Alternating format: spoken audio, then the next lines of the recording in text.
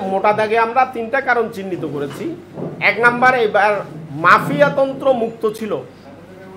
আর যদিও আমাদের পুরো আমাদের যে টোটাল পরিবহন ব্যবস্থা যাত্রী পরিবহনের 30% কেবল বাসে হয়েছে, কিন্তু বাস মালিকদের প্রভাবটা আমরা অতীতে যে মাফিয়া মালিকদের দেখেছি, তারা যখনই একটা প্রভাব বিস্তার করে তখন এটার এফেক্ট কিন্তু একেবারে রিক্সায় গায়েও গিয়ে টেকায়।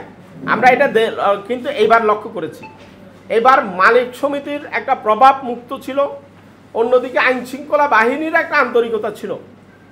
আমরা দেখেছি আইনশৃঙ্খলা এই পুলিশকে আমরা এইবার যেভাবে ব্যবহার করা গেছে, অন্যবার মালিকদের প্রভাবের কারণে ব্যবহার করা যায়নি। এবার আইনের কঠোরতা আমরা কিছুটা লক্ষ্য করেছি, যেটা প্রভাবমুক্ত একটা এফেক্ট হয়েছে। এবার ভোক্তা অধিকার সংরক্ষণ অধিদপ্তর বিআরটি এর যে এই অভিযানগুলো ছিল যাত্রী বান্ধব। অতীতে আমরা দেখেছি আমাদের পর্যবেক্ষক টিমও ওখানে থাকে, আমরা তাদেরকে যখন অতিরিক্ত ভাড়া নিচ্ছে আমরা যখন তাদের কাছে কমপ্লেন করি, তারা ইনিয়ে বিনিয়ে ওখান থেকে চলে যাওয়ার চেষ্টা করে। এবার কিন্তু তারা খুঁজে এই ঘটনাগুলো উদ্ঘাটনের চেষ্টা করেছে।